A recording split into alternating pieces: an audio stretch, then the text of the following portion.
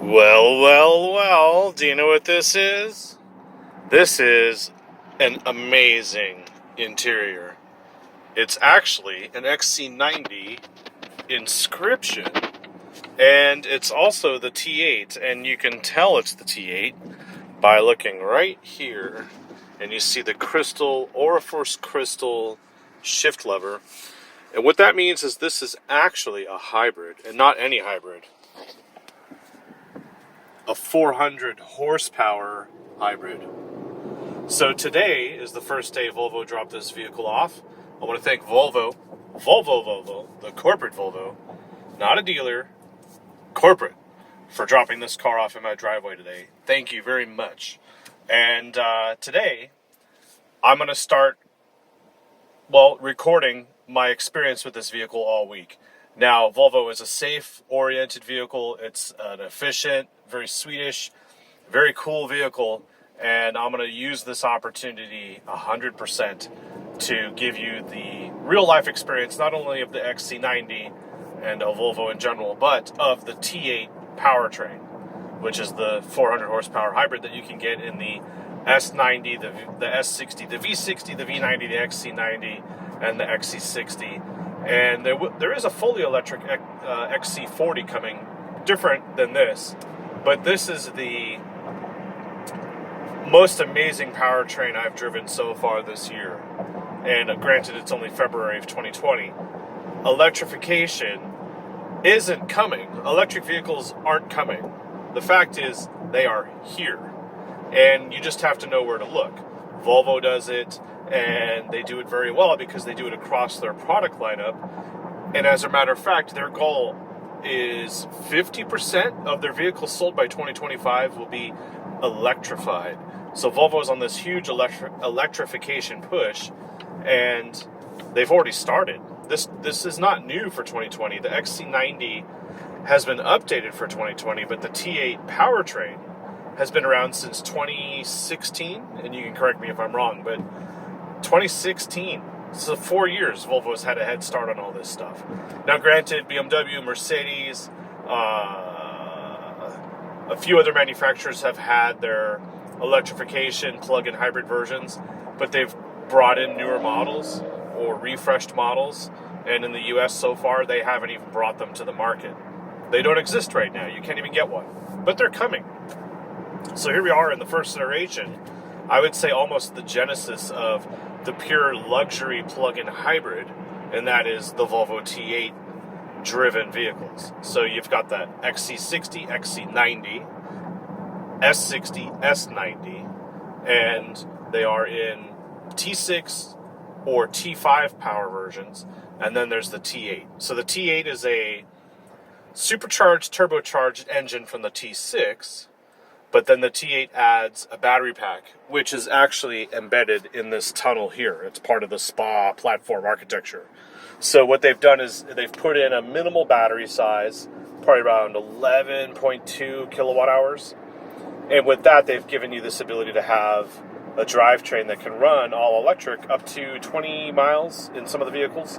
Here in the Volvo, though, in the XC90 at least, we're going to find out how far we can really go. I'm not going to plug it in every night because I don't have a charger at home. So in this video, which will be long for a reason, we're going to see, do I need a charger at home to have a plug-in hybrid? And my guess here is no. And I'll get into that later on as we drive this vehicle during the week. I've got the sunroof open. Let me close that. I had the vent going. There we go. Now it's quieter. And what I'm going to do is just drive around Dallas. I may even do a road trip. I don't know yet. But so far, so good. This is actually an Inscription trim. So you can see the vented seats, which are also massaged up front. And in the back, you've got captain's chairs. That's new for 2020. So I'm going to hop on the freeway, and we're going to enjoy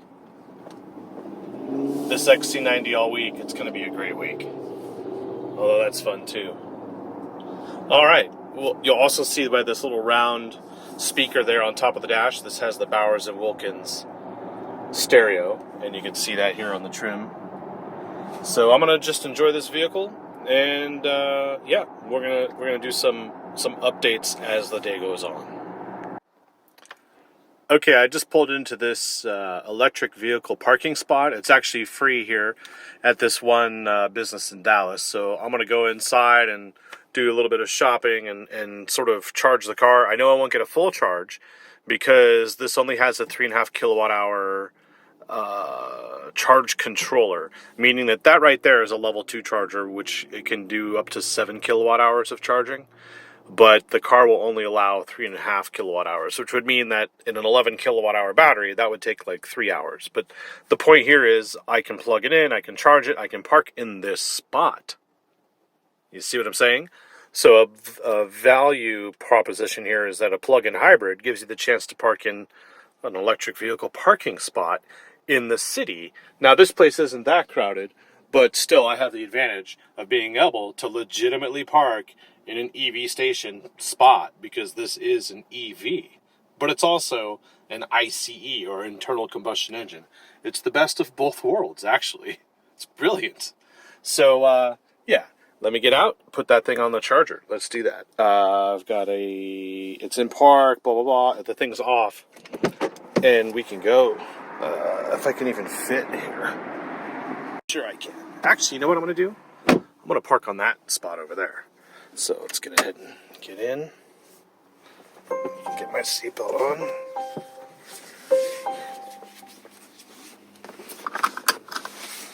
Okay.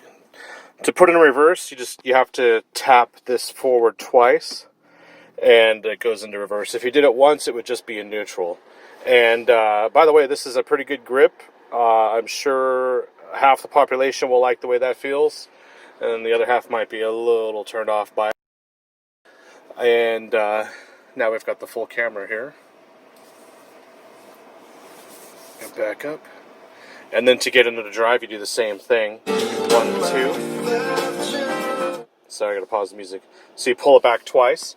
I think if you pulled it back more than twice, you'd be playing with it. Alright. So we will... Thankfully, the charge port is in the front of the vehicle, so I can just pull up, nose in, and yeah, that's just a tight spot to begin with, but this is much better. Alright, so we'll put it in park, turn it off, parking brake on, and let's charge this thing. There is no button to open it up, and by the way, it is really windy right now, so my camera will pick up on the wind, so that might be pretty frustrating. I'm sorry.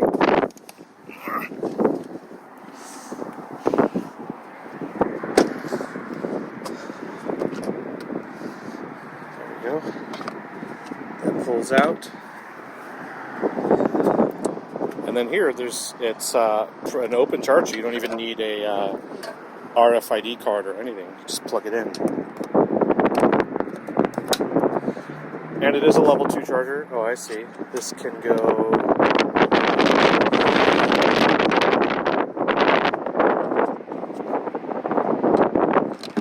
I really don't know. Is it the cable? Let's see. What that is, without reading the manual, let me know.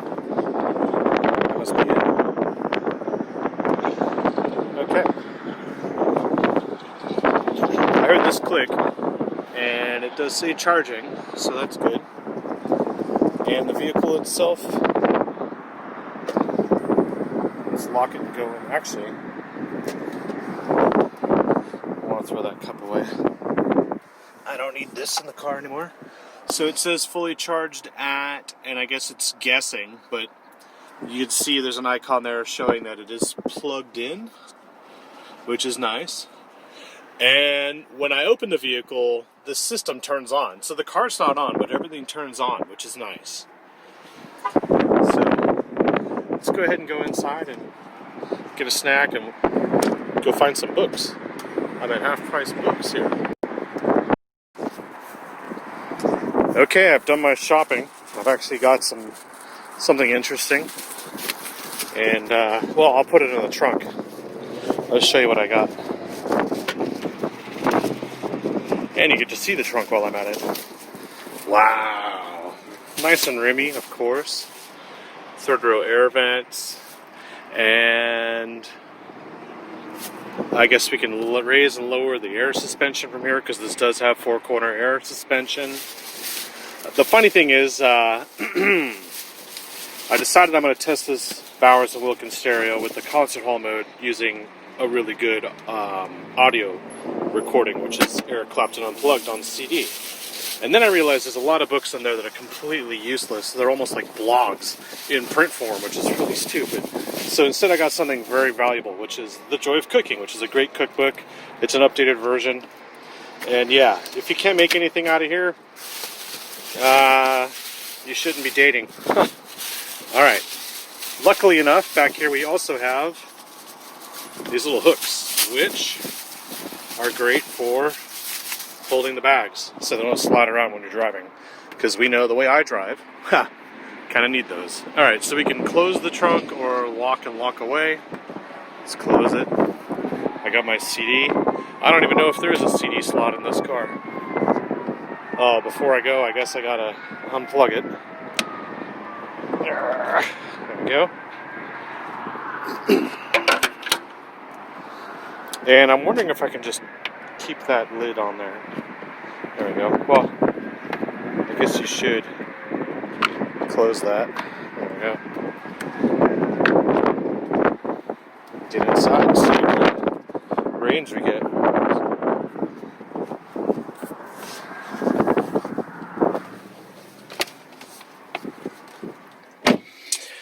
Okay, so I haven't turned the car on yet, but everything's already loading, which is nice.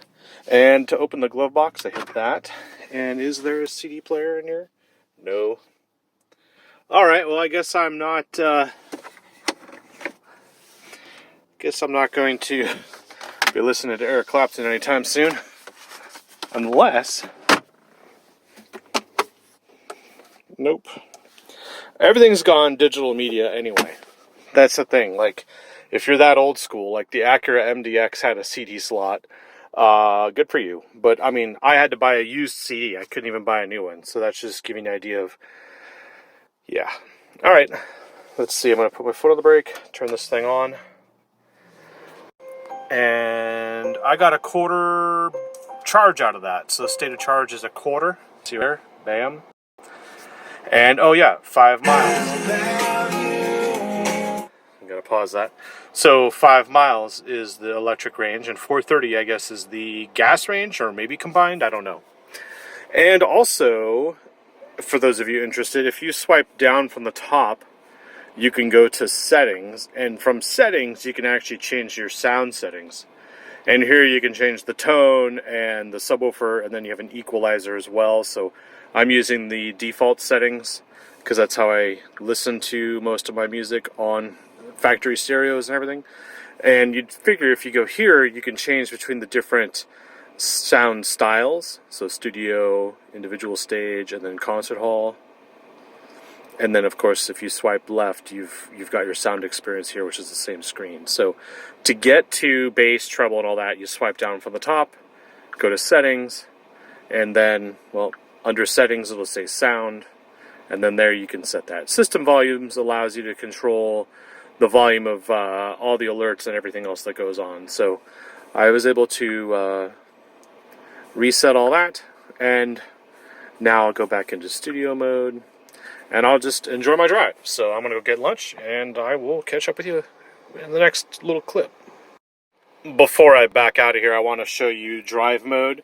So if you push down on this wheel, you get the different modes, and then you can kind of like scroll this way to go through the modes. Now hybrid is the default, but you can go into constant all-wheel drive, which is like a fixed version of engine to the front and electric to the rear. Let's go back into drive mode. And then of course power and individual, and then off-road, which is sort of like raises the air suspension and does a few other things. So I'm just going to keep it in hybrid for now. We'll see how this works. And there is no real screen for getting, let's see, getting an idea of like where the power is going or coming from, unless you go into this hybrid consumption page. And it, you know, they kind of just like downplay this whole hybrid aspect, which is really nice. It's just a matter of like, everything's doing everything for you, no need to pay attention. I mean, if you wanted to, we'll go back to the home screen here. If you wanted to from here, you can go this way and you can go hold. So if I wanted to keep this 5 mile range on the electric battery, ideally you'd want to have like a 3/4 charge and then hold. But hold will mean that it will use the gas engine. Charge means that it will use the gas engine to charge the vehicle. Hold would mean it would use the gas engine and maybe use the hybrid power, but it won't deplete the range of 5 miles that you have or whatever you started with. So that makes sense. And I'll use charge on another day, and I'll get into the reasons why I would use that. But for now, let me back up, and we will use the backup camera and get out of here. On electric, by the way. The guy came out of the corner there. 2 taps. And off we go. How do we get out of here? Guess we'll go this way.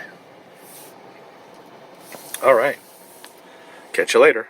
There's a heads-up display. You can see it right there.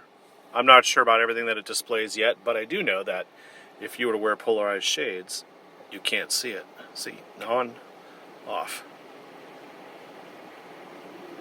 On, off. Trippy, huh? I've been driving along here in stop-and-go traffic, and I've noticed something important. When I come to a complete stop, I don't ever notice if the engine's on or off. I can never tell it turning on or off. It is that smooth and quiet and imperceptible. And granted, I am using the auto brake hold, but even when I accelerate just a little bit, it's going to be all electric. And when I get the power needle, I wouldn't call it a tack because there's no engine right now. When I get it past the line there, the engine kicks in. But I don't ever feel it. And that's remarkable. This thing is so slick. It reminds me of that song by Sade, Smooth Operator. I mean, this thing is fly. Also, in the stop-and-go traffic, I've enabled pilot assist. So you use this button, you just press it, and you set cruise. And then you can increase or decrease your speed. And then left and right here, that goes between the different cruise modes. So pilot assist is that one where it's got the steering wheel, meaning it's going to follow the vehicle in front. And then there's this one here, which is adaptive cruise, which just turns on the adaptation. And so now we just hit this button, and now it continues with our speed that we were going. And the nice thing, too, is every time you press up, it goes up in increments of 5 miles an hour. And then, obviously, it follows the vehicle and slows down. I don't know how it's going to see these bumps here. These bumps on the road are dangerous to tires. I busted a seal bead on the Jaguar XE, and it doesn't recognize stopped cars. I don't think so. Wow, weird. I'll have to check that. Does the Volvo recognize fully stopped cars?